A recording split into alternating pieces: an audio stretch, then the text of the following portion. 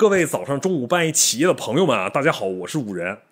1月3日，美军就闪击了委内瑞拉，总统马杜罗呢，就连2个小时他都没撑住啊，直接被三角洲部队抓回了美国。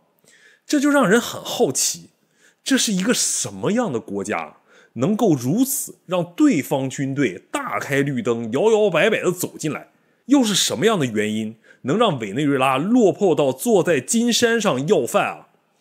那么今天呢，我们就来聊一下这个既魔幻又现实的国家，聊一聊马杜罗是为何被轻易抓捕的，以及这个国家未来它究竟在哪里呢？如果不给你一些限制条件啊，只问你对委内瑞拉的印象，你的脑海里大概会是一个什么画面呢？是戴着红色贝雷帽的查韦斯吗？或者是那一串比天文数字还夸张的通货膨胀率吗？亦或是那个富的流油却穷的叮当响的石油诅咒吗？其实在大多数人的认知里啊，委内瑞拉的故事其实只有2个主角，一个是查韦斯，另外一个就是石油了。大家总觉得这个国家一切的爱恨情仇应该就是从石油被发现的那一刻开始的，但实际上我告诉你们啊，这些早在石油被发现之前500年就写在这个国家的基因里了。石油不是病因啊，石油只是放大镜，它把这片土地古老的伤痕给放大了。委内瑞拉这个名字啊，源于1499年探险家韦斯普奇随手这么一写啊，他看到当地的土著为了躲避虫子，把房子盖在水面上，所以就管这儿叫委内瑞拉，意思呢应该就是小威尼斯了。但是浪漫的名字背后是有致命缺点的，这个国家的地理上其实是比较分裂的。委内瑞拉西边是翻不过去的安第斯山，南边呢就是进不去的热带雨林啊，中间就是比较好的就是那种大平原地区啊。这种破碎的地形其实很难诞生一个强大的中央政府，权力总是握在那些带着私兵啊，而且能穿山越岭的地方诸侯手里。在石油登场之前呢，这里其实有另外一种黄金，那就是可可了。18世纪时啊，判断一个人有没有钱，就看他是不是大可可啊。那个时候，可可庄园建立了一套极为森严的社会结构啊，顶端就是白人精英，底端呢就是成千上万的黑人奴隶和混血劳动力啊。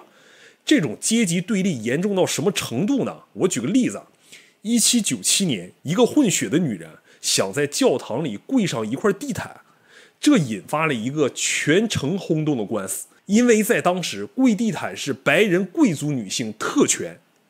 这种深重的羞辱感和积压的愤怒是委内瑞拉暴力基因的起源。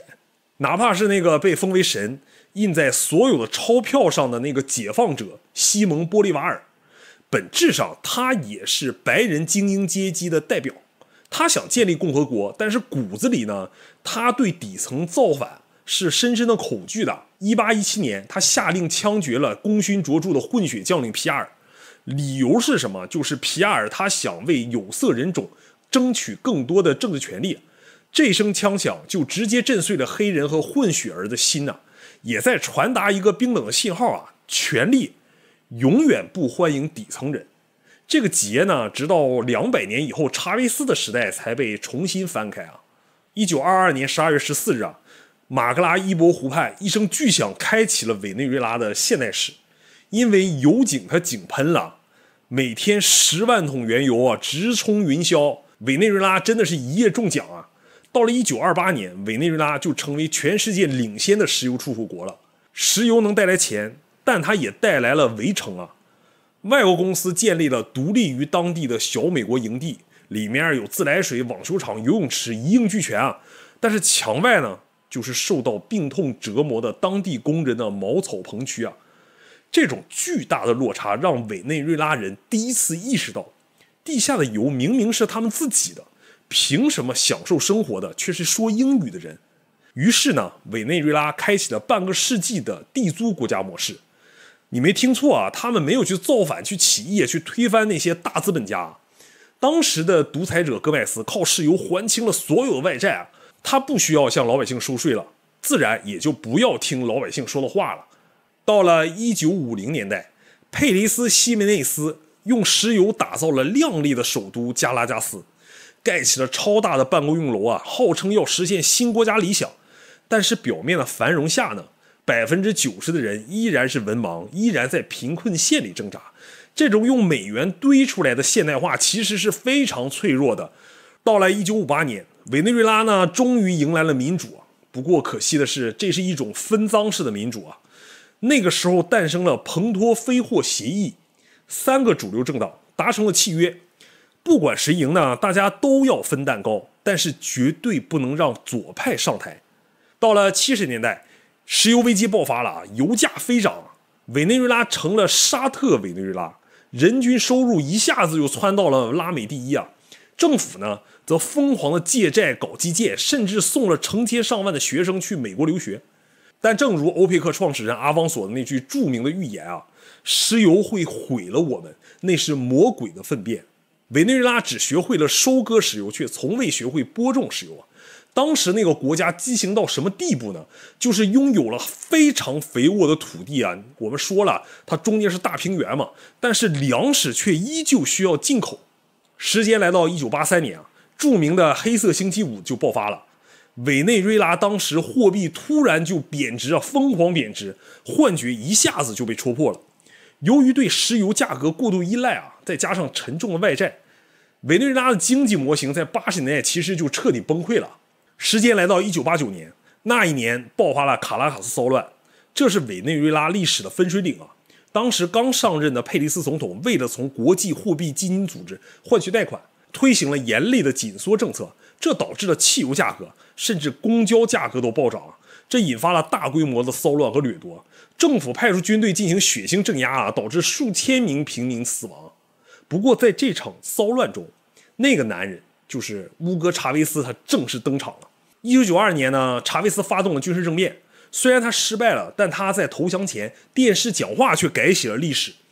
他当时穿着军装嘛，戴着红色的贝雷帽，就是他最显眼的标志啊，对着镜头说：“我承担所有的责任，我的目标呢只是暂时没能实现。”这句话就让他瞬间成为了穷人的救世主。当时老百姓的眼里啊，他就是一个敢于挑战腐败旧体制的英雄。于是呢，1998年，查韦斯以压倒性的优势通过选举上台啊，开启了玻利瓦尔革命啊。用现在的眼光看，查韦斯成功其实很简单啊，就是把石油换成穷人餐桌上的面包和诊所里的药。他搞了无数个使命，用石油换了几万名古巴医生进贫民窟开诊所，还搞扫盲运动嘛，让140万人学会了读写。对于穷人来说，这可是第一次有人把他们当人看啊。但是查韦斯同时也埋下了毁灭的种子哦，因为查韦斯他太左了，其中有几点啊。首先就是体制政治化，他清洗了石油公司1.8万名技术精英，然后换上自己人。这些自己人是忠诚啊，但是他们不能取代工程师，他们没有技术啊。其次呢，就是掠夺性的国有化，他是没收了超过500万公顷的土地和上千家私人企业，这导致了生产力断崖式的下跌啊。还有呢，就是人造的经济危机了，他为了选举就超发了很多很多的货币啊，导致了这个泡沫啊，而且他还要维持那种不可持续的高福利啊。查韦斯的逻辑是啊，只要油价在100美元以上，这个魔术反正肯定能玩得下去。不过到了2014年，油价直接跌破了40美元，这个时候这种魔法就一下子变成了灾难。2018年，委内瑞拉的通胀率达到了惊人的13%万，玻利瓦尔货币变成了就是废纸了，而且基础服务、水电、煤气就是频繁中断啊，医疗系统完全崩溃了，甚至已经消灭了几十年的疟疾都重新出现了。查韦斯死了以后啊，马杜罗接过了权杖，对，就是这次访美的马杜罗了。不过他没有止住经济崩塌，到了2024年，委内瑞拉的经济已经缩水了75%，90%人口陷入贫困。然而马杜罗为了保住权力啊，他没有改善经济，反而采取了极其强硬的手段。首先是操控和选举，2018年和2024年的大选都被国际社会认为是舞弊选举啊。马杜罗直接绕开了国会成立了亲政府的制宪会议啊，这样就彻底瘫痪了反对派控制的机构。还有就是利用石油来换取忠诚了，马杜罗将国家资源直接交给军方控制，以换取高级将领的效忠。他建立了准军事组织，大概就像民兵一样，用来干什么呢？就是用来镇压那些抗议者。还有呢，就是他在地缘政治上非常的孤注一掷，为了对抗美国的制裁，马杜罗直接倒向了俄罗斯和中国、伊朗、土耳其。这些盟友在经济和安全上确实给了他喘息的机会，但是也让委内瑞拉成为大国博弈的前哨站了。就这样，毁灭的钟声就越敲越响了。直到26年的1月3日，美军发起了代号“绝对决心”的行动。这是一个筹划了数月、动用了超过150架飞机的高精尖打击行动。马杜罗就这样就被活捉了。那么，为什么马杜罗会这么轻易被抓获呢？其实只有2点啊。他的身边啊，其实已经被渗透干净了，他没有真正的支持者了。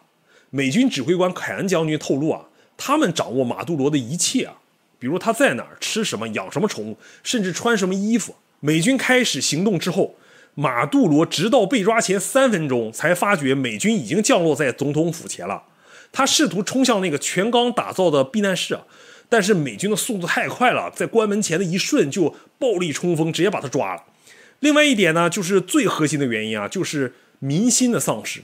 当时发生行动时，除了少数的核心地区啊，加拉加斯大部分的街道就是空无一人啊，甚至第2天还有民众上街庆祝啊。没有了美元买来的忠诚，其实强人就是一个赤裸的国王啊。马杜罗就这样倒了，委内瑞拉会变好吗？我觉得未必。目前的政治走向就充满了危险的变数啊。目前掌权呢是罗德里格斯这位副总统啊，他有点割裂，对内呢说捕获是绑架，但对外呢暗示美国愿意合作。不过特朗普说是要代管这个国家嘛，而且他威胁过这个罗德里格斯说，如果你不听话，代价一定比马杜罗还大。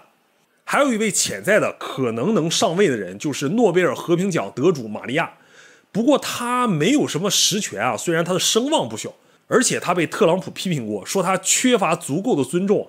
另外还有一些势力啊，就是马杜罗虽然不在了，但是他执政期间那些军队、还有平民武装，还有一些跨国的犯罪组织依然在国内啊。